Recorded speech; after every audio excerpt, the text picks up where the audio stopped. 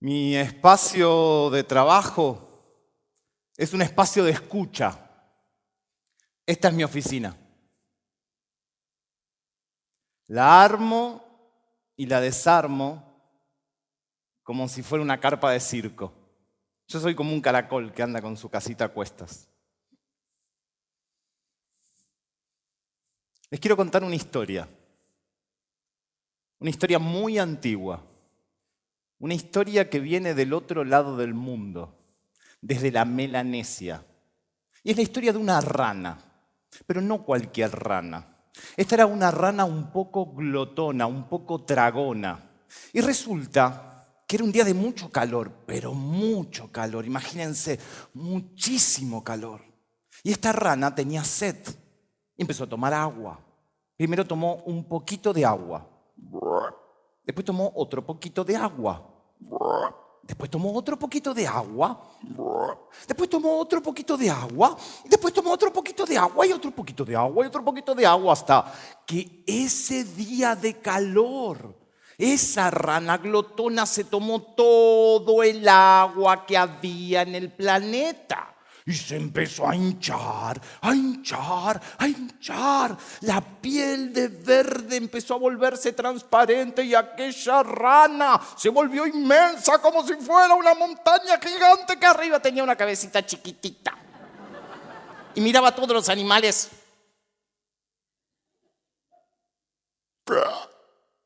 con indiferencia, porque los pobres animales tenían sed y no había agua.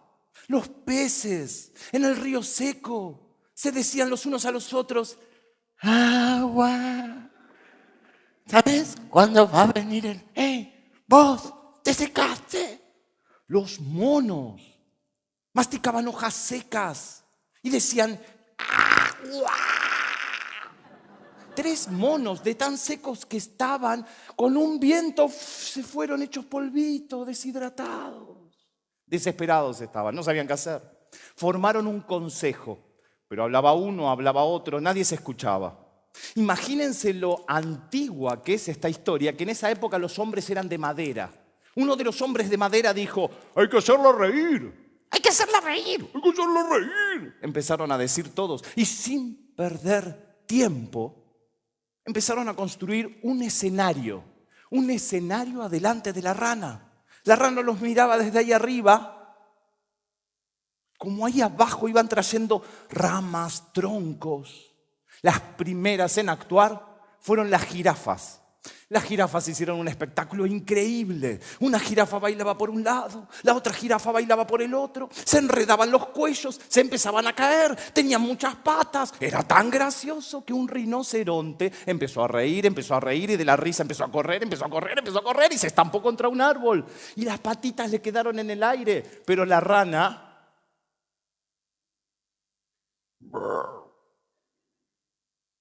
La rana no se reía. Los segundos en actuar fueron los monos. Lo de los monos fue increíble. Un mono gordo abajo, arriba se subió otro mono y arriba de ese mono se subió otro mono y arriba de ese mono otro mono y arriba de ese mono otro mono y otro mono más y otro mono más y otro mono más y otro mono más y otro mono más. 179 monos. Una fila oscilante de monos. El mono de arriba tenía una banana seca en la cabeza y la miraba a la rana a los ojos y le hacía... Pero la rana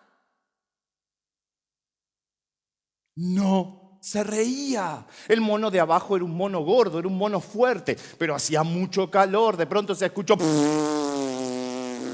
Se empezaron a caer un mono arriba de un mono, una pila de monos, había un olor a mono insoportable. Pero la rana no se reía. Un león que vio esta escena dijo: esta idea no va a funcionar. Prefiero morir de sed. Y se tiró al pasto seco a esperar la muerte. Y una jirafa que estaba al lado dijo: yo también voy a ser como el Señor, voy a morir de sed. Y así todos los animales se entregaron a la sequía. Y cuando ya nadie tenía fuerzas, cuando ya nadie podía más, apareció un animal que no tenía ni brazos ni piernas. Una anguila. La anguila subió al escenario y comenzó a hacer un baile que era más o menos así.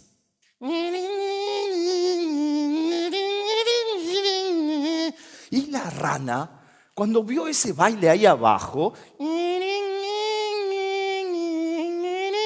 algo en el baile de esa anguila produjo en la rana una especie de hipo.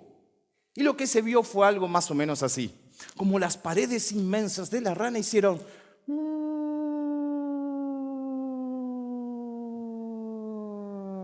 Blup, blip. Y en ese instante, la anguila aprovechó para hacer una mueca que era más o menos así.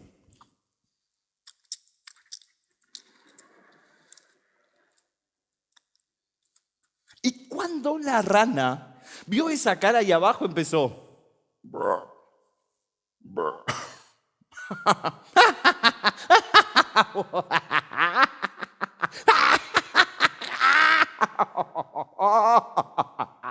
Y a medida que la rana se empezó a reír, todo el agua del planeta que estaba adentro empezó a salir toda junta. Y la rana se reía y los animales que estaban tirados en el piso, cuando empezaron a sentir las primeras gotitas como una lluvia, se empezaron a levantar, les volvió la esperanza, se daban las manos los unos a los otros, la rana reía y de pronto... se murieron todos. No quedó uno solo vivo. Yo esto a los niños pequeños en las escuelas, en los jardines de infantes, no se los digo. Les cuento un final reparador.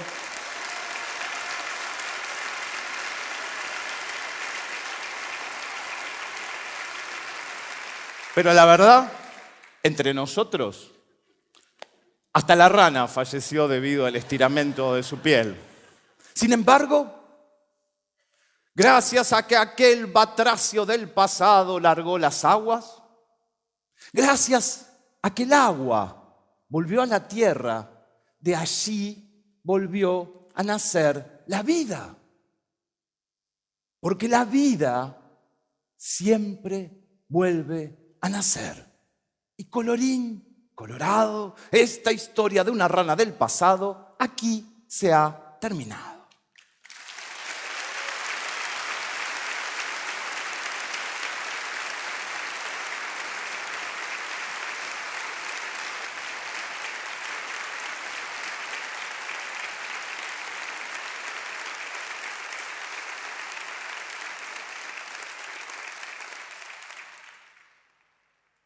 La primera vez que entré a un hospital de salud mental fue hace más o menos 25 años. Y fue al hospital J.T. Borda, el neuropsiquiátrico de la ciudad de Buenos Aires. En ese momento yo iba a colaborar con un espacio que se llama Cooperanza, fundado por Alfredo Moffat hace muchos años. De ese espacio nacieron proyectos como La Colifata. Me acuerdo, como si fuera hoy, el imaginario que tenía de lo que yo me iba a encontrar adentro del hospicio. Era algo así como, ¿vieron la película donde trabaja Jack Nicholson, Atrapado sin salida? Una especie de lugar donde había hombres que se creían Napoleón, o un pajarito, o Carlos Gardel. Y no. Cuando crucé los pasillos interminables del manicomio, lo que me encontré fue un pueblo de lincheras, un pueblo de gente pobre, de personas que habían perdido la capacidad de autoabastecerse. Después con el tiempo descubrí que eso no era verdad, que dentro de cada uno de ellos había un ser distinto, había talento, había personas. Pero mi primera impresión fue que eran todos iguales. Los mismos dedos quemados por el cigarrillo, les faltaban los dientes, la misma ropa sucia, olían muy semejante. El sistema, la institución, se había metido en sus cuerpos. Y a veces, cuando entro a una escuela o cuando entro a una cárcel o cuando entro a un hospital, observo lo mismo, que los alumnos pasan a ser un guardapolvo blanco, que los presos pasan a ser un número de causa y que los enfermos pasan a ser un número de cama. El sistema tiende a masificar al individuo, a estandarizarlo, como si fuera una botella vacía que hay que llenar de pastillas, de castigos, de contenidos. La verdad, hoy yo no les traje ninguna idea nueva. Solo quería compartir un oficio antiguo, un oficio olvidado, el arte de contar historias, el arte de contar cuentos. Y esto surge hace mucho tiempo, cuando aquellos hombres primitivos, nuestros abuelos peludos, descubrieron cómo prender y cuidar el fuego. Y en torno a ese fuego formaron un círculo. Y de allí nació algo nuevo. Al resguardo de las fieras salvajes que se lo querían comer, aquel hombre primitivo, aquella mujer primitiva, encontraron un espacio para estar a salvo, para comer mejor, para dormir mejor. Y de allí nació algo distinto. Comenzaron a ver algo que no estaba afuera, sino adentro de ellos. Algo que no se veía con los ojos, sino con las retinas interiores. Aquellos seres comenzaron a imaginar. Y esta historia de la rana de la Melanesia, muy antigua, por cierto, quizás anterior a los libros, quizás anterior a la escritura, me he propuesto contarla en todos lados. Entonces, cada vez que voy a un jardín de infantes, cada vez que voy a una cárcel, cada vez que voy a una escuela, en un bar. De hecho, toda esta charla, todo lo que les estoy diciendo es una excusa porque yo les quería contar el cuento de la rana. La verdad es esa. ¿Y por qué hago esto? Porque un día mi maestro de narración, Juan Moreno, me dijo que si quería ser cuentero tenía que contar muchos cuentos y muchas veces el mismo cuento. Y yo descubrí que cada vez que cuento esta historia, en las miradas de las personas observo interés, observo fascinación. Y yo creo que es porque adentro cada uno de nosotros lleva a un niño. Hace unos meses fui a contar cuentos a la unidad número 2 de Sierra Chica. Es una de las cárceles más peligrosas, es un espacio de castigo dentro de las cárceles. Tiene 120 años de antigüedad el edificio, hay lugar para 700 personas y viven más de 1.500 presos. Y había algo parecido a esto, había un grupo de gente, había un grupo de personas, unas 100 personas escuchando. Y a mí me sorprendió mucho porque yo les conté esta misma historia, la misma que cuento en el jardín de infantes. Y detrás de sus rostros duros, de sus miradas tatuadas, aparecieron sus ojos brillantes, sus caras de niños. Y yo creo que es por eso, porque adentro de cada uno de nosotros vive un niño que, como todos los niños, le gusta la novedad. Y la imaginación siempre es novedad. Observen esto. Cada uno de ustedes escuchó la misma historia, pero si después pueden compartirlo, cada uno de ustedes habrá visto una rana distinta, un paisaje distinto, unos monos apilados de una forma distinta, una combinación de elementos única, irrepetible. Somos más de 7.000 millones de humanos sobre un planeta redondo que gira alrededor de una bola de fuego a la que llamamos Sol. Cada uno de nosotros es un ser único, distinto e irrepetible. Y cada instante nacen nuevos humanos distintos, únicos, irrepetibles. ¿No les parece mágico? ¿No les parece misterioso? Por eso cuento esta historia. Porque cada vez que la cuento, la historia vuelve a nacer, como la vida. Dentro de la mente de cada alumno, dentro de la mente de cada alumna, hay un ser único, distinto e irrepetible. Como si fuera una botella, pero no cualquier botella. No una botella vacía, sino la botella de aquella vieja historia que dice que adentro hay un genio. Sin embargo, la educación sobre eso no dice casi nada. Tendemos a llenar una botella de contenidos como si estuviera vacía, y adentro hay un ser que está queriendo salir, que está queriendo emerger, aplastado por signos vacíos que le son ajenos. La palabra viva nos salva la vida. Nosotros podemos despertar a otros, pero primero creo que tenemos que despertar nosotros. Les cuento algo más. Hace unos 15 años yo, que ahora soy cuentero, era gerente de ventas de una empresa gráfica. Económicamente no estaba mal, tenía un auto, llegaba a fin de mes, pero me faltaba algo. Y me decidí a seguir ese camino que sentía que tenía que ver con contar y ayudar a inventar cuentos en distintos contextos. Y sucedió algo. Cuando me dediqué a eso, un día que estaba contando cuentos, quizás esta misma historia, vino alguien muy especial. Era chiquito, brazos chiquitos, pequeño, y me dio un abrazo. Esa persona no vino de afuera, sino vino desde adentro mío. Y nos abrazamos. Era yo mismo, pero chiquito, que me abrazaba y nos abrazamos. Y fue un abrazo largo,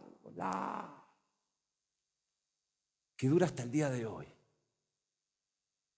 La palabra viva nos salva la vida, nos conecta con nuestra vocación. A mí me gustaría que esta charla sea como un virus, pero un virus bueno. Tipo que mañana ustedes se levanten y empiecen a estornudar historias o se encuentren con lo que les gusta. Pero no funciona así. Yo los puedo tentar, pero está en cada uno de ustedes decidir si educar es llenar una botella vacía de contenidos o despertar al genio que hay adentro. Si nosotros mismos somos una botella vacía o un ser único, distinto e irrepetible.